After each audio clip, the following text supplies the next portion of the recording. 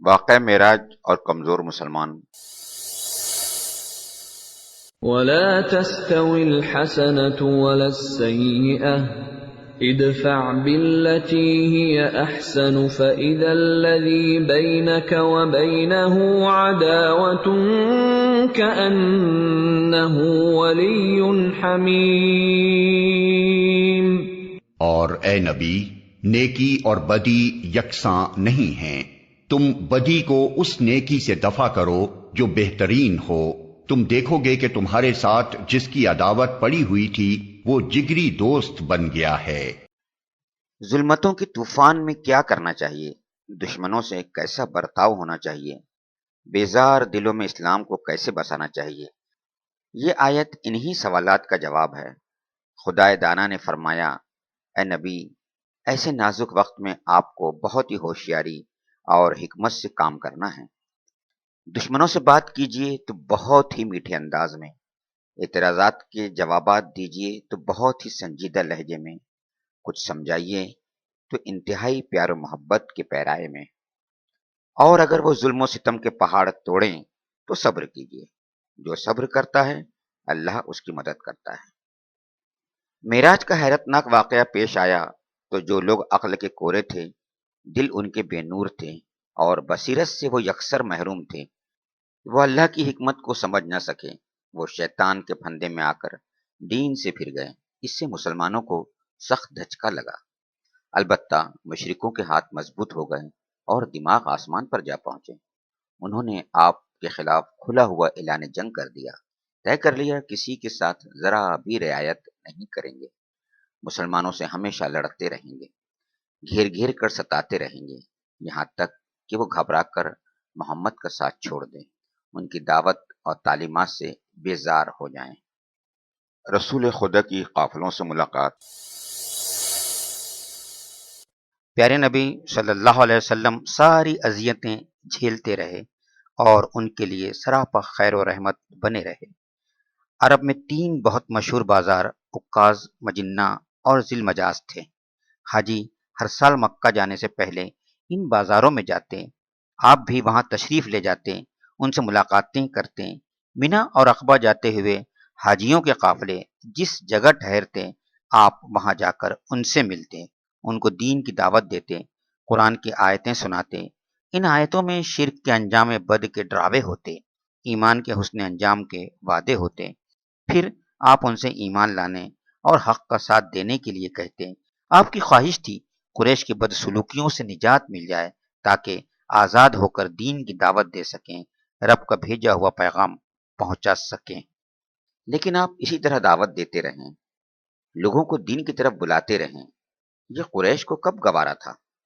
جانصاروں کی تعداد بڑھے، مددگاروں میں اضافہ ہو، یہ انہیں کب برداشت تھا؟ چنانچہ آپ کہیں جاتے تو ابو لہب یا دوسرے غنڈے پیچھے ہو لیتے، اور کسی کو دعوت دیتے تو یہ فوراً تردید کرتے، ہونٹ چباتے ہوئے کہتے، بھائیو یہ تو جھوٹا ہے، جادوگر ہے، خود بھی گمراہ ہے، دوسروں کو بھی گمراہ کرتا ہے، دیکھو اس کی باتوں میں نہ آنا، اس کی ایک نہ سننا۔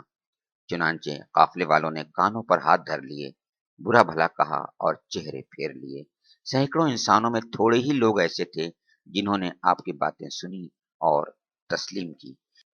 انہی خوش نصیبوں میں ایک طفیل دوسی تھے، یہ بہت اونچے گھرانے کے شاعر تھے، عقل و خرد سے بہرہ تھے۔ حج کی غرض سے مکے آئے تو قریش نے کان بھر دیے اور آپ سے دور رہنے کی تاکید کی۔ ان کو قریش کی باتوں پر یقین آ گیا، طواف کرنے چلے تو کانوں میں روئی ٹھونس لی، کہیں آپ کی کوئی بات کان میں نہ پڑ جائے۔ وہ کعبے کے پاس آئے تو آپ نماز پڑھ رہے تھے، طواف کے دوران پاس سے گزر ہوتا تو کانوں میں قرآن کی کچھ نہ کچھ بھنک پڑ ہی جاتی۔ غور کیا تو وہ آیتیں بہت بھلی لگی، دل میں سوچا، اف میری نادانی، میں تو ایک نامور شاعر ہوں، عقل و ہوش سے مالا مال ہوں، خوب و ناخوب میں خوب تمیز کر سکتا ہوں، پھر اس کی باتیں نہ سننے کے کیا معنی؟ اچھی ہوئی نہیں تو بہتر ہے، ورنہ ٹھکرا دوں گا۔ آپ گھر آنے لگے تو وہ بھی ساتھ ہو لیے۔ انہوں نے آپ کو اپنی پوری کہانی سنائی، پھر آپ نے قرآن سنایا۔ قرآن سننا تھا کہ دل پگھل گیا، ایک عجیب قسم کی ٹھنڈک اور راحت محسوس ہوئی۔ آپ نے انہیں اسلام لانے کی دعوت دی۔ انہوں نے بڑی جواں مردی دکھائی، فوراً دعوت پر لبیک کہا اور عرض کیا، اللہ کے رسول، قبیلے کا دل میرے ہاتھ میں ہے، ہر ایک مجھ پر جان دیتا ہے، کوئی بات کہوں تو اس کی تعمیل کرنا اپنے لیے باعث فخر سمجھتا ہے، جاتا ہوں، ان کو بھی اسلام کی دعوت دوں گا۔ وہ لوٹ کر آئے، گھر والوں کو اسلام کی دعوت دی، سب کو ان کی عقل و فہم پر اطمینان تھا، فوراً وہ تیار ہو گئے اور اسلام لے آئے۔ بعد میں پوری قوم مسلمان ہو گئی۔ عیسائیوں کے ایک وفد اور اس کا تاثر۔ سارے عرب میں آپ کا چرچا ہو گیا۔ عیسائیوں کو معلوم ہوا تو تحقیق کے لیے ایک وفد بھیجا۔ آپ نے انہیں قرآن کی چند آیتیں سنائیں۔ سنتے ہی ان کے دل دہل گئے اور آنکھوں میں آنسو آ گئے۔ اب ایک لمحے کی بھی تاخیر گوارا نہ تھی، فوراً وہ ایمان لے آئے، جو کچھ آپ نے کہا اس کو تسلیم کیا اور مسلمان ہو کر واپس ہوئے۔ راستے میں ابو جہل اور کچھ قریشی مل گئے، دیکھتے ہی غرائے۔ وفد سے کہا، اللہ تمہیں غارت کرے، قوم نے تو بھیجا تھا کہ حقیقت کا پتہ چلاؤ، صحیح بات کا سراغ لگاؤ، لیکن تمہارا یہ حال، تمہاری مثال تو ایسی ہے جیسے بے پیندے کے بدنے، بیٹھے نہیں کہ اس کے جادو میں آ گئے، ارے اپنا دین کھو بیٹھے۔ وفد نے ان کی طرف کوئی توجہ نہ دی، سب سنی انسنی کر دی۔ ایمان کی دولت پا کر ان کا دل خوشی سے معمور تھا، وہ بے تابانہ بڑھے چلے جا رہے تھے کہ قوم کو نئے دین کی خوشخبری سنائیں۔ چند سعید روحیں اسلام کے اجالے میں۔ آپ کی خبر سن کر جو لوگ اسلام کی طرف مائل ہوئے، پھر اس سے مالا مال ہوئے، ان میں سامت کے بیٹے سوید بھی ہیں۔ یہ مدینے کے بہت معزز لوگوں میں سے تھے، شاعری میں ماہر تھے، بہادری میں طاق تھے، خاندانی اعتبار سے اونچا درجہ رکھتے تھے، اس لیے قوم کے لوگ ان کو کامل کہتے ہیں۔ یہ حج کی غرض سے مکہ آئے، آپ کو خبر ہوئی تو آپ ان کے پاس تشریف لائے، ان کے سامنے اسلام کی تعلیمات رکھیں اور خدا پرستی کی دعوت دی۔ سوید نے کہا، شاید جو میرے پاس ہے وہی آپ کے پاس بھی ہے۔ پیارے نبی نے کہا، کیا ہے آپ کے پاس؟ سوید نے کہا، حکیم لقمان کی حکمتیں۔ پیارے نبی نے پوچھا، کیا ہے وہ حکمتیں، ہمیں بھی کچھ سنائیے۔ سوید کو جتنی حکمتیں معلوم تھیں سب سنا دی۔ آپ صلی اللہ علیہ وسلم غور سے سنتے رہے، پھر فرمایا، یہ تو بہت اچھی ہیں، لیکن جو میرے پاس ہے وہ ان سے بھی بہتر ہے، بہت بہتر ہے۔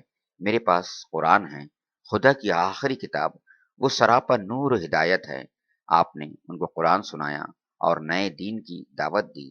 سوید بہت متاثر ہوئے، بولے، یہ تو بہت عمدہ ہے۔ پھر سوید مدینہ لوٹ آئے، جو کچھ سنا تھا ذہن میں محفوظ تھا، اسے بار بار سوچتے رہے۔ بعد میں قتل ہوئے تو مسلمان تھے۔ ہوا یہ کہ مدینے میں یہود بھی آباد تھے، یہ لگانے بجھانے اور چالیں چلنے میں ماہر تھے۔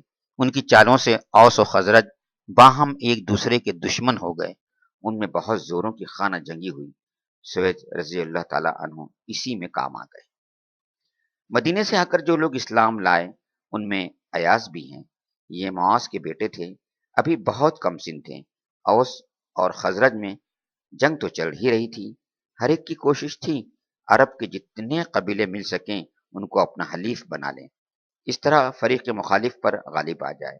اوس کے کچھ لوگ آئے کہ قریش کو اپنا حلیف بنائیں، انہی میں ایاس بھی تھے۔